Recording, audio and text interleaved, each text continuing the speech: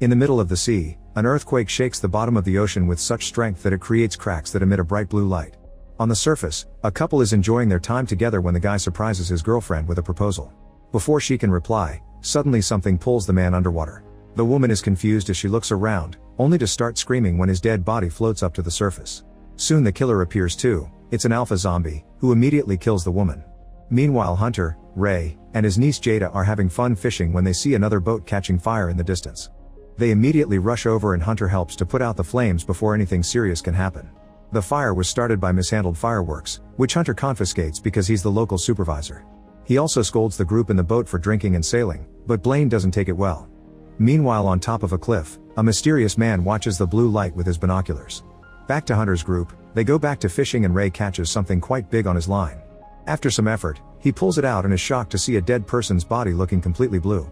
Jada uses an underwater camera to investigate and discovers the blue light on the seabed, which isn't normal at all. Hunter quickly informs the authorities on the radio and while Jada covers the body, the guys notice the blue light on the surface too. Jada looks away for 1 second and discovers the body is gone. This guy is also a zombie and quickly attacks her, severely injuring her shoulder. Ray rushes to distract the creature while Hunter retrieves his machete, stabbing the zombie until it goes down. However, the monster soon recovers, so Hunter and Ray team up to push him into the ocean. In town, Hunter's girlfriend Kenzie and her daughter Sam receive a call from Hunter, who wants Kenzie to help Jada because she's a doctor. Kenzie quickly leaves to meet her husband while Sam stays with her friends to attend a concert. Sam meets the singer Dag and sparks fly between them. Soon Kenzie and an ambulance pick up Jada and take her to the hospital, where she's checked on by the doctors while Ray keeps her company. In the meantime Hunter meets with Sheriff Oconee and they agree to investigate the strange incident together. They take Hunter's boat and can already see the blue light on the surface. Hunter sends the camera again and discovers a wreck with a crack that is emitting the mysterious light. The ship doesn't have the plaque with name and designations, which is also strange. Nearby, there's a weird being swimming around. Hunter says the attacks may be coming from zombies and shares his experience, but Oconee laughs at the idea. At that moment, a big horde of zombies appears in the water and starts swimming toward them, so Oconee now believes Hunter's story. While Hunter calls Kenzie to tell her to isolate Jada, Hunter calls for help and tells his colleagues to evacuate everyone in the area. The tsunami siren stars wailing on the beach and people stare in shock at the sea as they notice the water moving backwards. Hunter and Oconee wants to go back to help the civilians, however they freeze when they see a huge wave full of zombies behind them. As people panic about the incoming tsunami, Hunter tries to get the boat going as fast as possible but it still gets caught in the wave and the guys have no choice but to hide. In just a few seconds, the zombie tsunami reaches the shore and absolutely destroys the area, leaving zombie bodies on every corner.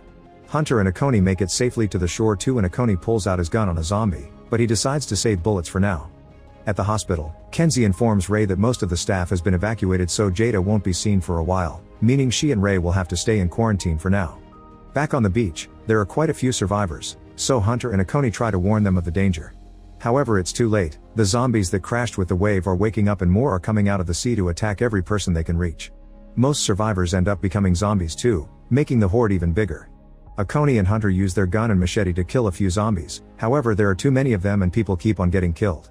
Hunter finds a boat and uses the engine to kill a bunch of monsters at the same time, allowing a group of people to escape. Meanwhile Sam and her friends see the attack from a building and they try to call their parents, but everyone is too busy panicking to answer the phone. At the hospital, Jada wakes up only to die a second later. She immediately awakens again as a zombie and tries attacking Ray, but at that moment a doctor comes in and Jada jumps to bite him instead. Ray uses the chance to quickly run out of the room. Back to the beach, Oconee kills another zombie with an umbrella. No matter how many they kill though, the numbers keep on growing and the wounded zombies continue to move, so Oconee and Hunter decide to run away and get reinforcements. When they get in the truck, they suddenly scream at a presence in the back, but it's just Blaine and his girlfriend hiding. The guys agree to help them and the truck takes off. In the meantime, the mysterious binocular guy reaches the beach and approaches a zombie with a crowbar in hand. In the hospital, Kenzie comes out of a room and is horrified to discover Jada has killed her whole staff. Jada starts chasing her and when Kenzie runs through the corridor, Ray pulls her into a room and locks the door, which Jada starts pounding on. Unfortunately the staff soon also turns into zombies and helps Jada push until they finally manage to break in, so Ray and Kenzie have to start running again. They make it to another section of the hospital and find a zombie on a wheelchair, not to mention Jada is still following them. The duo has to keep on running and find a way to escape. Minutes later, Oconee and the others reach the police station and run as fast as possible when they see more zombies coming. The monsters almost reach Blaine, so he pushes his girlfriend towards the horde as bait and joins the other inside. While the zombies pound on the windows, Hunter calls Blaine out for what he did, causing Blaine to snap and take a gun from an officer. He demands to have the weapons from the armory, and when the others refuse, he shoots the officer. Then Blaine tries to run to the armory, so Hunter quickly knocks him out. Back to Sam and her friends, they leave the building and start running through the streets. They have to push away a zombie and the horde turns onto another running group, bringing down a few of their members. A few blocks later, Sam's group decides to hide in a market, but this place is full of zombies as well. Dag trips and hurts his ankle, so Sam has to help him walk. The other guy immediately is killed and the group splits. Tani pushes a few zombies off before rushing outside while Sam and Dag run to the back. At the police station, Akoni keeps on trying to radio for help, but nobody answers. Then Akoni takes an envelope from a safe that says Revoke Pharmaceuticals and shreds it while Hunter isn't looking. Speaking of Hunter, he logs into the maritime registry and finds the ship they saw at the bottom of the sea. It's registered under Revoke Industries and its status says salvaged and junked, which means the company hid the wreckage. At that moment the zombies finally break the windows, so Hunter and Akoni go to the armory to grab weapons. Hunter is more interested in the confiscated objects and gets a cool sword with a double blade. On their way out, a handcuffed Blaine asks them to take him too, but they ignore him. Using police shields, the duo pushes their way through the horde at the door, and while Akoni shoots the closest ones, Hunter uses a bazooka to finish off the group coming from the street. Unfortunately, the zombies are still moving, and to make matters worse, a second zombie tsunami is approaching. The duo escapes on the truck, and as they drive through the woods they encounter the alpha zombie, so they drive over him. However, the monster is just fine. Back to Sam and Dag, they make it to the parking lot and find his van, where a band member is chilling. He's had the headphones on all along and didn't know what was happening. The guy opens the van for the others before he tries to be a hero, but he can't fight so many zombies at the same time and is quickly killed. Sam and Dag lock the doors and try to escape, but the van won't start. Meanwhile, Tani manages to leave town and runs through the woods as the zombies still follow her. She sees a house in the distance and rushes to the front gate, where Marty sees her on the security cameras. This is the mysterious guy from earlier, who has captured a zombie and keeps it hidden in the basement to study it. Marty asks her to show the back of her head to confirm she wasn't bitten and finally opens the gate when he sees she's clean. Tani rushes inside right before the zombies reach her, but now the horde waits in front of the gate. Then Tani borrows Marty's radio and calls her dad, who turns out to be Akoni. She promises to stay inside with Marty and asks Akoni to get Sam at the market. At the police station, Blaine manages to reach the body of the dead officer and grabs the keys to finally free himself. When he tries to leave, he finds his zombie girlfriend at the door, who immediately jumps on him and bites him. In the parking lot, Dag admits that he's been slowing Sam down and tells her to leave without him. Then he gets out of the car through the window and climbs to the roof, where he starts singing with his ukulele to keep the zombies distracted. At that moment Akoni and Hunter arrive, so Sam runs towards them while Akoni shoots down any monster that tries to grab her. As Sam leaves with the men, the zombies finally reach Dag and kill him. Afterward the group heads to the hospital, closing the door right before the zombies can reach them. Kenzie isn't answering any messages, so Sam runs through a corridor to grab a phone before hiding in a room. She uses it to talk through the speakers, asking her mom to find them at the second floor. The noise attracts a bunch of zombies, so Hunter and Akoni start fighting them with a gun and the fire extinguisher. Sam doesn't realize that the phone cord is stuck around her leg, and soon the monsters start pulling it from outside.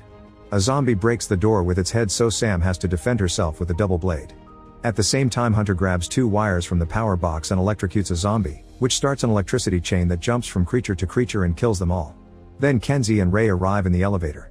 A zombie gets in Kenzie's way, so she quickly punches it down and finally reunites with her daughter while the guys lock the zombie up. The group starts making their way out and Kenzie notices that the zombies that came with the wave look different from those who returned with a bite. She concludes those people were experimented on. Outside, Hunter brings down a few more zombies with the blade so the group can get on the truck and finally escape. Moments later they make it to Marty's house and Tani gets to reunite with her dad. She notices that Akoni has a wound and Marty freaks out, but Akoni assures them it's just a scratch and he wasn't actually bitten. Once everyone is inside, Akoni uses Marty's radio to try to ask for backup, although Marty says he hasn't been able to contact anyone since this all started. Tani realizes that they had 2 tsunamis and nobody has come to check the area, which means there's some conspiracy behind it. At that moment, the zombie prisoner breaks free from its chains as it growls. Akoni hears a noise and goes to investigate, entering the experiment room and finding the bed empty. Suddenly the zombie jumps on him and after some struggle, Akoni gets bitten. As he yells in pain, he kicks the zombie off him and the noise of the monster hitting the furniture alerts the others. The zombie hears them and goes upstairs, where the guys push it away and it ends up fighting against Kenzie. Marty immediately attacks it with his taser, instantly killing him. Ray brings Akoni upstairs and Tani takes care of his wound while Hunter connects the taser to the blade to make a more effective weapon. The group scolds Marty for hiding a zombie, so he explains he's been experimenting to learn their weakness. These zombies are full of a liquid with phosphorus, which explains the glow in the water and why electricity is the only way to truly stop them. Hunter concludes they must lure the zombies back to the water and run power to it to kill them all at the same time. They will also have to blow the wreckage so it can't make any more monsters, so Marty reveals he has a huge supply of grenades and C4. While the group starts packing up the weapons, Hunter goes outside to clear the way but the taser doesn't work. The gate suddenly opens so Kenzie comes out to help as well. She turns on the wood chipper, then she and Hunter begin fighting the zombies to throw them one by one into the chipper to obliterate them. Their teamwork is perfect and soon all the enemies are killed so the group can escape. On their way out, Kenzie tells Hunter that if anything happens to her, he should take care of Sam. Akoni soon starts feeling sick so they stop to rest in a cave. It's strange that he hasn't turned yet, and Marty explains that he wasn't bitten near his head so the infection is taking longer to reach his brain. Knowing that the end is coming, Akoni decides to confess what he knows. 30 years ago, a pharmaceutical company came to this beach to test a new anti-aging medicine in a ship away from government scrutiny. They bribed everyone to keep the secret, including the local council leaders. Akoni agreed to help because they promised to provide his wife with medical care, but sadly she died anyway. However, the medicine wasn't actually ready for human trials and caused terrible side effects, so the company shipped out the patients and the staff before sinking the ship with the infected people inside. They also removed the identification plaque because it had the company logo on it. Kenzie suspects those weren't side effects and that making weapons out of humans was the company's intentions all along. At that moment the zombies find them and attack. Hunter finally makes the taser blade work and starts killing the creatures with Marty's help while the others run away. On the way out, Tani must leave Akoni because he finally dies, but she makes sure to put a grenade in his hand. Once all the zombies are down, Hunter and Marty join the others and get out of the cave. Before leaving, Tani watches how Akoni wakes up as a zombie and in his last seconds of clarity, he activates the grenade. The explosion blocks the cave and stops more zombies from following them. Moments later the group makes it to the beach and splits to carry on the plan. Marty also reveals he left some C4 in his house and uses a remote to blow it up now. Ray, Marty, and Tani leave on a boat to take the C4 to the wreckage. Marty is making all the connections and Tani tells him to hurry because the zombies are swimming towards them. Hunter takes some wires and drags them to the tidal pools while Kenzie and Sam wait by the power box for the right moment to activate the electricity. Then Hunter takes a bike and plays some loud music so the zombies start following him to the beach. At that moment Marty jumps in the water to install the C4 and is surrounded by zombies. Ray wants to help him, but a zombie also comes aboard and blocks the way. By the time Tani pushes the creature off, it's too late and Marty has already been killed. When Hunter is about to make it to the pools, the vehicle gets stuck in the sand and he has to continue on foot. Suddenly he's found by the alpha zombie, who pushes him to the ground. The taser in the blade is failing again, so Hunter has to fight him with normal hand-to-hand. The alpha zombie immediately disarms him and grabs his wrists, thus Hunter kicks him a few times to get him off. Kenzie sees all this and rushes to get the bike unstuck, playing the music again to finally guide all the zombies to the tide pools. Hunter continues to fight the alpha zombie and when he gets grabbed by the neck, he uses the chance to take out a hidden knife and cut off the zombie's arm. At the boat, Tani continues to shoot the zombies that try to get aboard but they just keep on coming. Ray gives her a life jacket and tells her to escape as her dad would have wanted, so she jumps into the sea. The alpha is still fighting Hunter, who kicks him before retrieving the blade. The taser finally works and he manages to cut the zombie's head off, kicking him into the pool at the same time that Sam finally gets the power box to work, electrocuting all the zombies in one go. Once Tani has swum far enough, Ray says goodbye to Hunter through the radio and activates the C4, dying in the resulting explosion.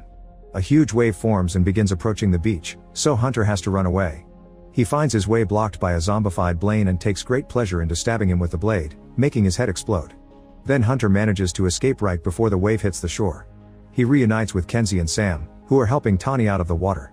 The couple kisses and the family watches the Coast Guard ship coming in the distance. Make sure to subscribe and turn on notifications so you can watch more videos like this. Thanks for watching.